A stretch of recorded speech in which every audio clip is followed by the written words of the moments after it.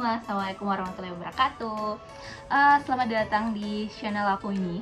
Buat yang belum tahu, kenalkan, nama aku Adinda. Nah, aku salah satu mahasiswa Indonesia yang saat ini sedang berkuliah di Rumania, tepatnya di kampus Georgia Sachi Technical University of IAS Rumania. Nah, jadi mungkin yang bertanya-tanya gimana bisa aku nyampe di Rumania dan kuliah di Rumania ini. Jadi di tahun 2021 itu alhamdulillah aku kepilih menjadi salah satu award di Rumania Government Scholarship melalui jalur MFA. Di video kali ini aku bakalan ngebahas beberapa hal yang menurutku krusial mengenai beasiswa yang aku dapat ini, karena memang aku banyak sekali dapat pertanyaan-pertanyaan di Instagram mengenai beasiswa ini, mengenai gimana aku bisa nyampe di sini dan bagaimana aku bisa mendapatkan beasiswa ini. Let's check it out. Pertama, beasiswa Rumania. Jadi sedikit penjelasan. Jadi tiap tahunnya itu pemerintah Rumania mereka bakalan mereka akan memberikan beasiswa kepada seluruh pelajar dari seluruh dunia kecuali negara-negara yang merupakan anggota Uni Eropa. Beasiswa pemerintah Rumania ini memiliki dua jalur. Yang satu itu MFA, yang satu MAT. Nah, aku itu lulusnya melalui jalur MFA. Kalau perbedaannya, pertama waktu pendaftarannya dulu. Jadi kalau MFA itu tiap tahunnya biasanya bukanya sekitar bulan Desember sampai awal April. Kalau MAT biasanya bukanya itu sekitar Juni sampai Agustus. Apakah kita boleh mendaftar di dua beasiswa ini sekaligus? Iya, boleh.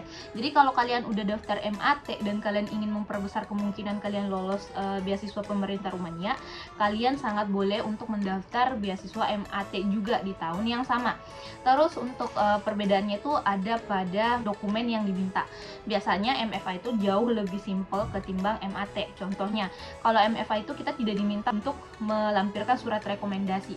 Kalau di MAT kalian itu harus melampirkan surat rekomendasi dari 3 sumber. Pertama, dari perusahaan yang memiliki kerjasama antara Indonesia dan Rumania, karena kita dari Indonesia. Atau kedua, kalian harus minta rekomendasi letter dari KBRI Indonesia yang ada di Bukares. Ini yang paling gampang dan paling mudah untuk kalian dapatkan. Terus yang ketiga, kalian bisa minta surat rekomendasi kalau nggak salah itu dari Besi Rumania yang ada di Jakarta. Tapi kayaknya ini sangat sulit karena emang mereka kurang terbuka gitu kan. Jadi biasanya teman-teman itu daftar pakainya yang kedua ini, yang dari KBRI Indonesia. Dan emang KBRI itu sangat terbuka untuk memberikan kalian surat rekomendasi. Dan buat persyaratannya gimana caranya dapat, kalian bisa cek langsung di IG PPI. Terus kalau untuk benefitnya sendiri, baik MFA maupun MAT itu sama. Untuk S1 itu kita bakalan dapat uang saku jumlah 65 euro, S2 itu 75 euro, dan S3 itu 85 euro. Apakah ini cukup? Ya, ini cukup kalau untuk makan. Nah, tapi jangan khawatir karena ketika kalian terpilih menjadi beasiswa Rumania Government Scholarship, kita bakalan dikasih asrama gratis. Nah, kalau asrama kita tinggalnya di asrama, air, listrik itu udah nggak bayar. Itu semuanya gratis, gas juga gratis. Jadi emang bener-bener uang saku itu cuman untuk beli kebutuhan pokok seperti makanan. Jadi beasiswa ini dia tuh bisa dibilang sangat effortless karena tidak ada persyaratan sertifikat bahasa. Jadi kita tidak diminta untuk melampirkan sertifikat bahasa apapun, baik IELTS ataupun TOEFL. Terus beasiswa ini seleksinya juga cuma satu, yaitu seleksi berkas. Jadi ketika kita dinyatakan lolos, sudah nggak ada seleksi lagi, kita udah otomatis menjadi awardee Rumania Government Scholarship. Nah, terus nggak ada lagi seleksi untuk masuk kampus. Jadi di awal pendaftaran itu kita bakalan ngisi formulir. Di zaman aku kan masih email waktu itu, jadi kita ngisi yang namanya Aneks 1. Aneks 1 itu merupakan kayak formulir gitu. Jadi di situ kita bakalan ngisi kita mau kampus apa, jurusan apa. Nah, kalau sekarang kalau nggak salah udah melalui website Study in Rumania. Nanti linknya bakalan aku cantumin di kolom di deskripsi video ini, jadi kalian bisa langsung klik. Kalian bisa ngisi formulir di situ dan ngisi dokumennya di situ, terus nunggu pengumuman. Simple nggak tuh? Simple kan? Ya. Nah, terus untuk berkasnya sendiri, kalau untuk MAT sendiri aku kurang mencari tahu juga karena aku juga dulunya cuma daftarnya melalui MF aja. Jadi di video kali ini aku cuma ngebahas mengenai dokumen yang aku gunakan untuk mendaftar di jalur MFA. Oke, lanjut. Dokumennya sendiri untuk daftar beasiswa melalui jalur MFA itu sangat mudah. Pertama adalah CV Europass. Nah, CV Europass ini itu udah ada sih. Nanti linknya aku juga bakalan nyantumin di kolom deskripsi, jadi teman-teman bisa klik langsung. Jadi pertama itu CV Europass. Jadi kalian tinggal ngisi. Nah, kalau dari saran dari aku sih, aku tuh pernah ngumpulin CV dari teman-teman di seangkatan sama aku yang di kota IAS juga, dari berbagai negara. Nah, setelah ngelihat CV-nya mereka tuh aku bisa menarik sebuah kesimpulan. Ternyata dari semua CV-CV ORD yang keterima itu ada satu garis merah yang menurutku sangat relatable antara satu CV dengan CV ORD yang lain. Apakah itu? Bisa dibilang semua orang-orang yang lolos di beasiswa ini, yang khususnya yang di angkatan tahun aku itu, punya pengalaman kerja atau pengalaman organisasi yang relatable sama jurusan yang mereka ambil di Rumania. Contohnya, aku ada temen, dia lolosnya di food engineering. Nah, dia tuh pernah kerja kayaknya 2 tahun di negaranya. Dia pernah kerja di bidang itu, dan sekarang dia emang food control. Dia ngambilnya jurusan spesialisasinya tuh dia ngambilnya food control. Terus ada juga temenku, dia ngambil art mozaik. Nah, dulu sebelum dia daftar, dia pernah volunteering gitu di salah satu museum yang ada di negaranya, yaitu Tunisia. Dia pernah volunteering gitu di museum mozaik dan hal yang kayak gitu-gitu. Dan sekarang dia ngambil jurusan Master S2 di bidang art, tapi yang spesialisasinya tuh mozaik. Terus ada juga, ini bukan temenku tapi temennya temenku, dia itu lolos ke dokteran hewan. Nah, waktu dia zaman SMA-nya itu ternyata dia pernah volunteer dalam kayak organisasi yang bergerak di bidang konservasi gitu untuk perlindungan satwa langka, dan dia tuh S1-nya lolosnya dia di kedokteran hewan. Terus ada juga yang lolos di jurnalistik. Temanku ini yang lolos di jurnalistik, dia memang pernah mempublish buku, dan dia tuh lolos S1 jurnalistik, tapi dia nggak ngambil karena dia dapat beasiswa di negara lain juga. Jadi emang rata-rata kami yang lolos itu memang punya pengalaman, punya, ibarat katanya kita yang lolos itu bukan orang-orang yang baru di bidang yang bakal kita daftar di sini. Jadi saranku buat teman-teman yang mau mengisi CV, setahun sebelum kalian mendaftar, usahakan carilah organisasi yang relatable sama jurusan yang mau kalian ambil nanti kalau kalian niat daftar ke beasiswa ini. Oke, tadi berkas pertama CV. Berkas kedua itu ijazah. Ijazah itu sekarang itu kan udah banyak sekali sekolah yang ijazah itu bilingual ya. Udah ada bahasa Inggrisnya, jadi double language gitu, double bahasa Indonesia, bahasa Inggris. Kalau ijazah kalian sudah ada bahasa Inggrisnya, kalian tidak perlu lagi menerjemahkannya. Tapi kalau kalian ijazah kalian ini menggunakan bahasa, jadi kalian itu wajib mentranslate-nya menggunakan jasa penerjemah tersumpah. Nah, penerjemah tersumpah ini banyak sekali sebenarnya, tapi aku dulu, pengalaman aku pakainya jasanya Pak Anang. Tuh ada juga kalau nggak salah namanya Gemini. Nanti untuk kontaknya Pak Anang aku akan tulis di deskripsinya. Waktu zaman aku itu harganya kalau nggak salah 35.000 atau 45.000 per lembar. Nah, terus yang dokumen ketiga adalah transkrip nilai. Ini juga banyak ditanya ini teman-teman. Kak, transkrip nilainya pakainya yang di belakang ijazah atau pakainya yang transkrip nilai yang lembar sendiri itu kan? Itu dua-duanya sebenarnya boleh dipakai, tapi kalau aku dulu aku pakainya yang kepisah itu.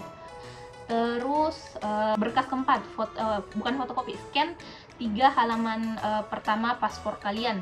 Nah, buat yang nanya, Kak boleh pakai KTP nggak? Nggak, setahu aku yang diminta itu 3 halaman paspor. Buat kalian yang belum punya paspor, kalian bisa buat dari sekarang karena pendaftaran kan masih beberapa bulan lagi. Oh iya, yang kelima itu birth certificate. Jadi sertifikat kelahiran kalian, akte kelahiran bukan serata. Nah, kembali lagi, kalau kelahiran kalian udah bilingual, udah ada bahasa Inggrisnya, kalian tidak perlu lagi menerjemahkannya ke penerjemah tersumpah. Tapi kalau akte kelahiran kalian itu dikeluarkannya bukan yang bilingual atau nggak ada bahasa Inggrisnya, kalian wajib menerjemahkannya. Itu aja sih, setahu aku itu aja dokumen yang diminta. Kalau aku dulu ada aneks 1 juga, itu formulir, tapi kayaknya kalau tahun ini udah nggak ada karena datanya itu langsung diisi di portalnya.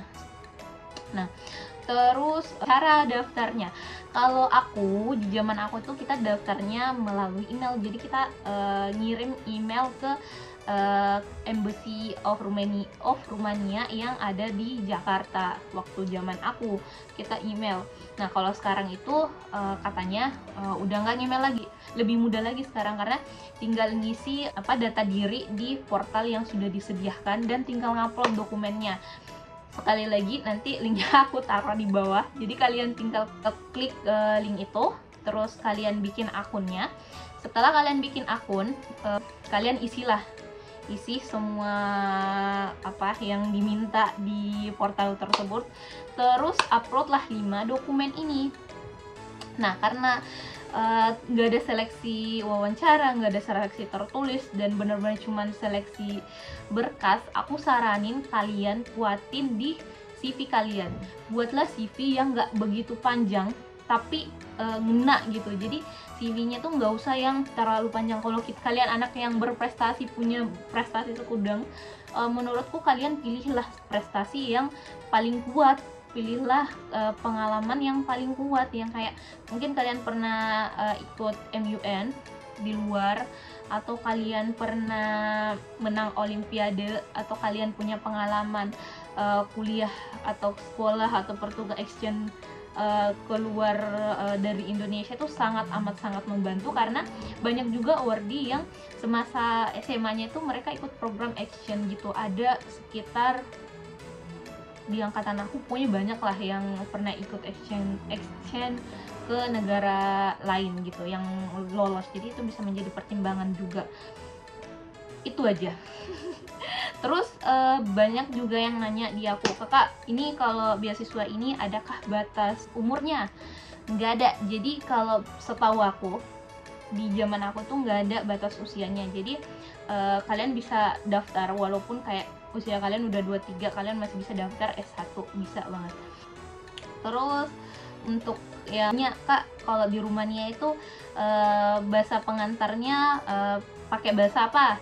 Nah kalau kalian keterima menjadi award di Romania Government Scholarship, kalian itu wajib ngambil kelas yang bahasa pengantarnya itu bahasa Rumania. Makanya kita itu diikutkan di kelas persiapan atau annual pregator selama 1 tahun, karena di situ kita bakalan belajar bahasa Rumania. Karena memang salah satu tujuan beasiswa ini adalah memperkenalkan bahasa Rumania ke seluruh dunia. Makanya emang wajib bagi kita belajar dalam bahasa Rumania. Tapi kalau kalian kesini ke Rumania pakai jalur mandiri atau kalian bayar pribadi menggunakan dana kalian pribadi, kalian itu bisa milih kelas. Kalian bisa milih kelas dalam bahasa Inggris, bahasa Rumania, atau bahasa Prancis. Karena mayoritas kampus yang ada di Rumania ini bakalan nawarin kalian 3 bahasa ini. Tapi kalau untuk di Rumania Government Scholarship itu kita memang wajib menggunakan bahasa Rumania. Cara milih kampusnya, cara ngelihat jurusannya, itu sebenarnya gampang sekali. Jadi kalian itu buka website universitas yang ada di Rumania, terus kalian lihat rubah dalam bahasa Inggris, bisa kok itu. Terus apalagi ya, aku rasa itu aja kali ya. Nanti untuk pembahasan mengenai CV sendiri nanti kita bahas di dalam di video lain kali ya. Nanti kita bikin video terpisah. Aku kira sekian dulu video kali ini. Maafkan kalau banyak sekali kekurangan karena emang aku tidak terbiasa ngomong depan kamera. Tapi ini sebenarnya untuk mempermudah saja karena banyak sekali teman-teman yang nge-DM di IG dan ngerasa kayak aku tuh termasuk malas sekali baca DM orang, dan aku tuh termasuk malas ngetik kadangnya. Jadi kayak udahlah ya, mending bikin video. Jadi kalau ada yang nanya langsung ngirimin linknya, kalian lihat aja langsung di sini. Kalau kalian masih ada pertanyaan, kalian bisa tulis di kolom komentar. Insya Allah kalau aku ada kesempatan nanti kita bikinin video yang sesuai dengan kebutuhan kalian. Aku rasa itu aja dulu. Terima kasih udah menonton video ini dan semoga video ini bermanfaat buat teman-teman semua. Sampai jumpa di video berikutnya. Bye bye. Assalamualaikum warahmatullahi wabarakatuh.